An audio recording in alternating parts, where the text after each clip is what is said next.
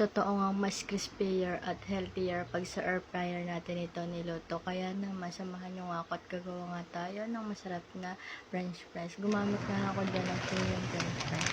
And then, gagamit din tayo dito ng ating UFC Shake It powder para naman sa gagamitin natin flavor na ating french fries. And then, next naman, in about, naglagay nga lang ako dyan ng fries na gagamitin natin para i-air fryer natin. Sobrang solid nito mga par. Kaya naman, itag mo na yung gagawa nito para sa'yo. And fryer nga lang nito at nilagyan ko na rin ito ng oil sa ganun ay hindi sila magdikit-dikit at maging toast yung ating gagawin. At sobrang crispier nga nito.